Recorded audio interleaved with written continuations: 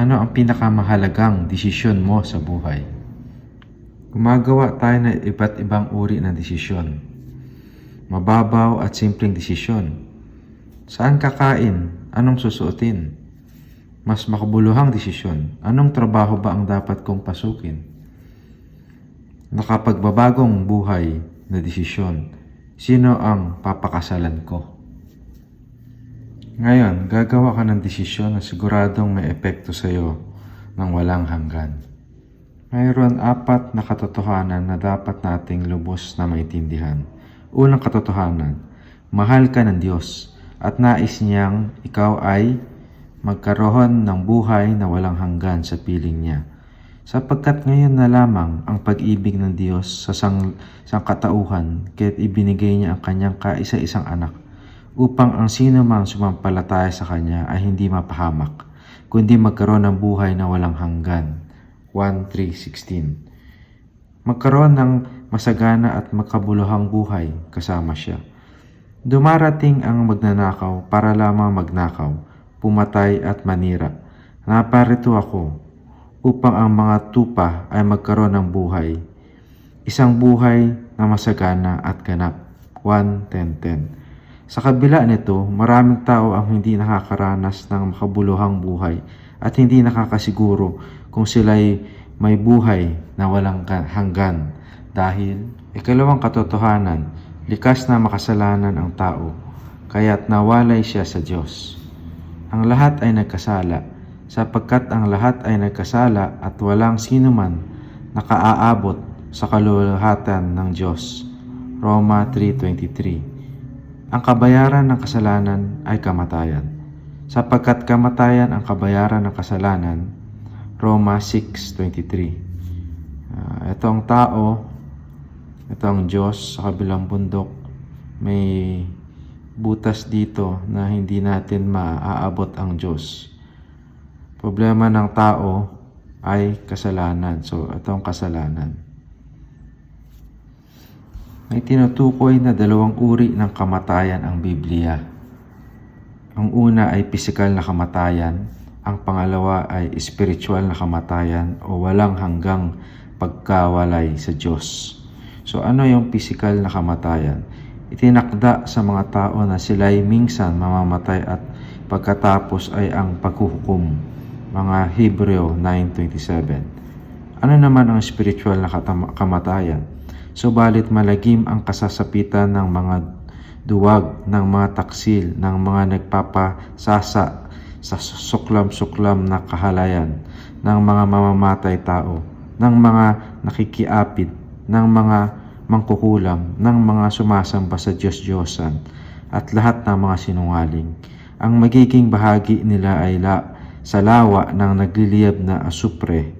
Ito ang pangalawang kamatayan, Pahayag 21:8. Kung ang tao ay nawalay sa Diyos dahil sa kanyang kasalanan, ano ang solusyon sa problema niyang ito? Madalas natin iniisip na ang relihiyon, mabuting gawa, kabutihang asal ang mga solusyon. Ngunit iisa lang ang solusyon na galing sa Diyos. So ito ang tao, iniisip natin relihiyon. Pag may relihiyon tayo, pupunta tayo sa langit. O mabuting gawa or kabutihang asal. Hindi aabot sa Diyos yan mga yan. Ikatlong katotohanan, si Jesucristo lamang ang tanging daan patungong langit. So yan yung sagot natin sa kaninang tanong. Bakit? Ito ay pahayag ng Diyos. Sa Juan 14:6, sinasabi ni Jesus, ako ang daan, ang katotohanan at ang buhay. Walang makakapunta sa Ama kundi sa pamamagitan ko. Sa English is, I am the way, the truth, and the life. No one comes to the Father but through me. So ganap niyang binabayaran ang kaparusahan ng iyong mga kasalanan. Sapagkat si Kristo na walang kasalanan ay namatay ng minsan para sa iyo na mga makasalanan upang iharap kayo sa Diyos. 1 Pedro 3:18. So ito yung tao, ito yung bangin kanina, ito yung Diyos sa kabilang bundok. Si Jesus lang ang tulay natin para makapunta sa Diyos. Patunay ang kanyang muling pagkabuhay na siya ay anak ng Diyos. Ang Misaya at tanging tagapagligtas. So namatay siya, after 3 days, nabuhay siya. Yun ang proof na siya talaga ang Diyos. At tungkol sa kanyang anak, ang ating Panginoon Hesukristo, tungkol sa kanyang pagiging tao, siya ay pinanganak mula sa lahi ni David. At tungkol naman sa espiritu ng kabanalan, ipinahayag siya bilang anak ng Diyos sa pamagitan ng isang makapangyarihang gawa, ang kanyang muling pagkabuhay. Roma 1:3-4. May pangako siyang buhay na walang hanggan. Ang sumasampalataya sa anak ay may buhay na walang hanggan. Ngunit ang hindi sumusunod sa anak ay hindi magkakaroon ng buhay. Sa halip, mananatili sa kanya ang puot ng Diyos. 1:3-36. Ngunit hindi sapat na malaman lang kung ano ang ginawa ni Hesukristo. So hindi ka pupunta sa langit nang nalaman mo lang. Kailangan may gawin ka. Ano yung kailangan mo gawin? Ika-4 na katotohanan, kailangan nating ilagay ang ating pananampalataya sa Panginoong Hesukristo para tayo maligtas. Ang kaligtasan natin ay dahil sa kagandahan loob ng Diyos sa pamamagitan ng pananalig kay Hesukristo. Sapagkat dahil sa kagandahan loob ng Diyos, kayo ay naligtas sa pamamagitan ng pananampalataya, at ang kaligtasan ito ay kaloob ng Diyos at hindi pamamagitan ng inyong sarili. Hindi ito bunga ng inyong mga gawa, kaya't walang dapat ipagmalaki ang sinuman. Efeso 2:8-9. Tao, Diyos, si Jesus ang daan. Base sa Efeso 2:8-9, kung ang kaligtasan ay maaaring ilahad sa pamamagitan ng formula, alin sa mga sumusunod ang sa tingin mo ay tama? Number 1, pananalig kay Jesus plus mabuting gawa, kaligtasan. Or number 2, pananalig kay Jesus plus walang mula sa atin na gawa, kaligtasan. So ano tingin mo tama? Pananalig kay Jesus plus mabuting gawa, kaligtasan? Or pananalig kay Jesus at walang mula sa atin na gawa, kaligtasan? Ano tingin mo tama? Sabi dito sa Efeso 2:10, sinasabi sa atin na ang mabuting gawa ay bunga ng ating kaligtasan. Sapagkat tayo ay nilalang ng Diyos, nilikha sa pamamagitan ni Kristo Jesus upang iukol natin ang ating buhay sa paggawa ng mabuti. Iyan ang layunin pinili ng Diyos para sa ating noon una pa man. So pag pinili nyo ang pananalig kay Jesus plus mabuting gawa, kaligtasan, ang sagot ay sinasabi sa atin na ang mabuting gawa ay bunga ng ating kaligtasan. So kung ayan ang napili natin na kaligtasan na formula, ang sinasabi ay pag naligtas ka, yung mabuting gawa ay produkto ng naligtas ka. So hindi kailangan pananalig sa Jesus may plus mabuting gawa. Hindi kailangan niya para ka maligtas. Ang sagot dito ay pananalig kay Jesus plus walang gawa. Yun ang kaligtasan. So, isa lang kailangan mong gawin. Manalig ka lang kay Jesus and you are saved. Wala ka na kailangan gawin. Ang produkto ng pananalig mo kay Jesus, ang bunga, yun ang mabuting gawa. Ang mga mabuting gawa ay hindi paraan upang tayo maligtas, kundi isang katibayan o bunga ng ating kaligtasan. So, ulitin ko, ang mga mabuting gawa ay hindi paraan upang tayo maligtas, kundi isang katibayan o bunga ng ating kaligtasan. Ipinapakita natin ang ating pananampalataya kay Hesukristo sa pamamagitan ng 3. Pagtanggap ng kanyang regalong buhay na walang hanggan. So, kailangan tanggapin natin ang regalo niya na buhay na walang hanggan. Maniwala tayo sa kanya.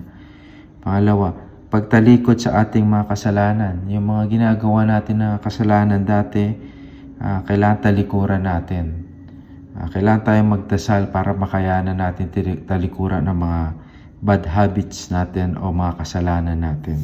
Number 3, pagsuko ng buhay natin sa Kanya. Sa pagsuko ng buhay natin kay Jesus, ibig sabihin is ibigay natin ang buhay natin kay Jesus.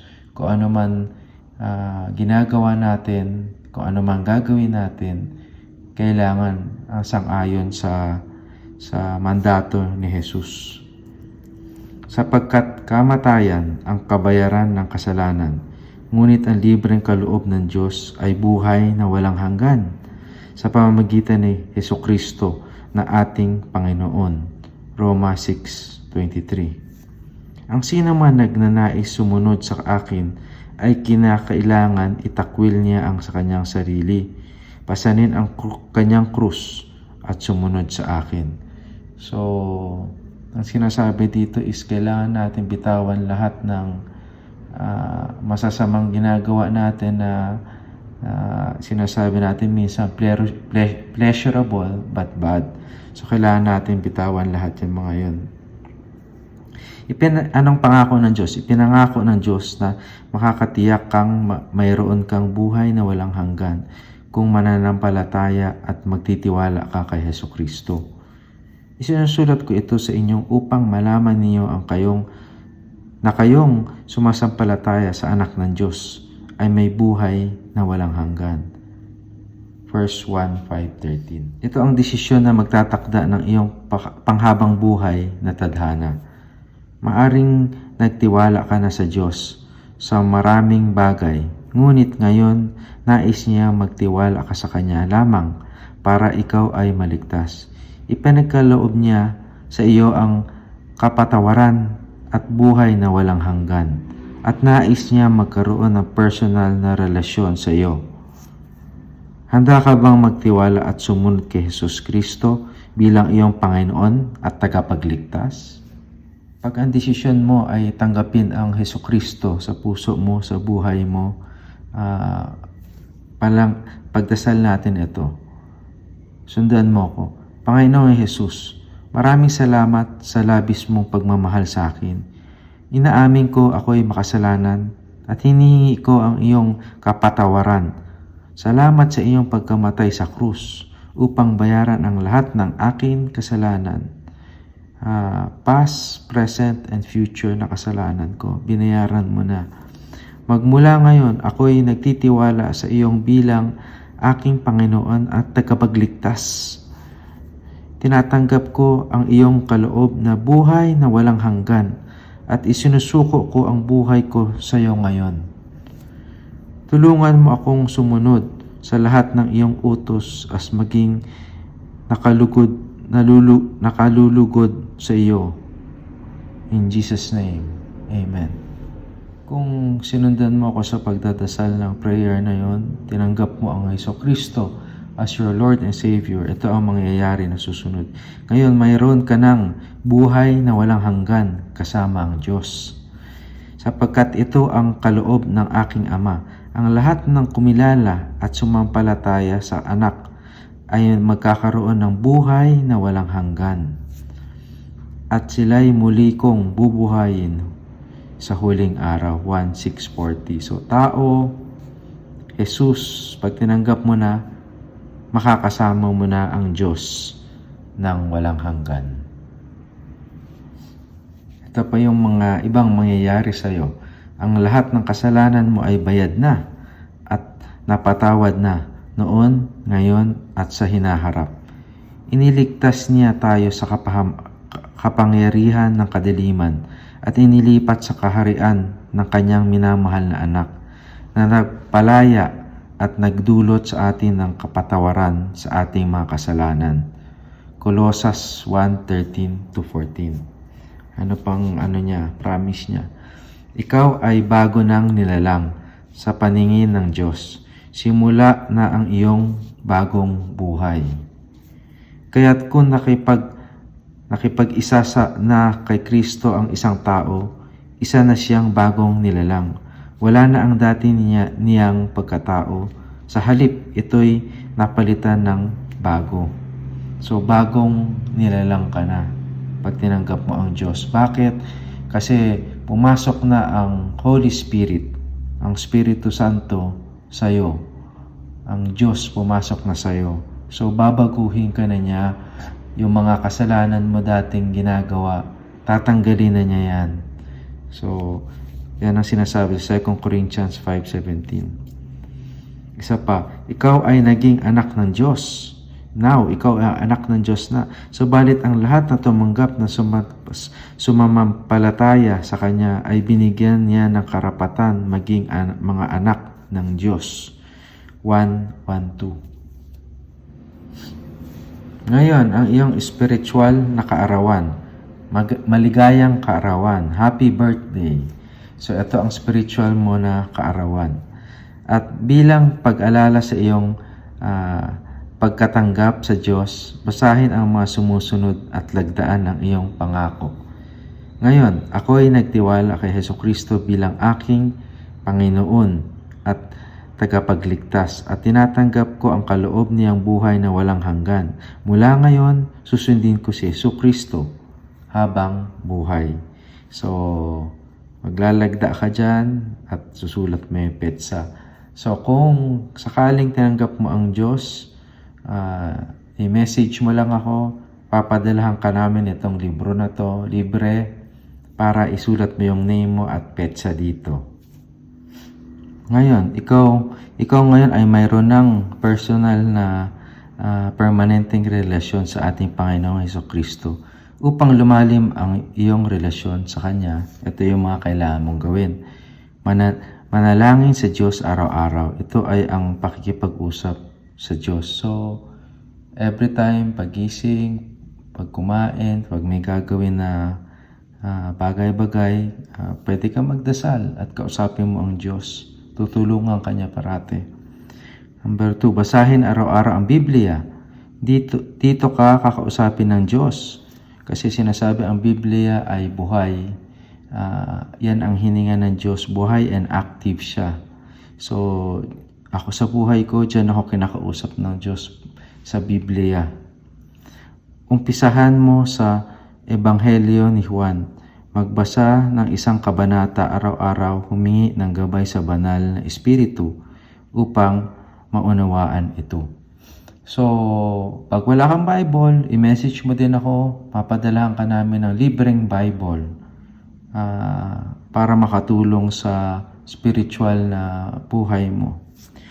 Pangatlo, maging bahagi ng discipleship group. Maghanap ka ng Christian group, ng grupong Kristiyano.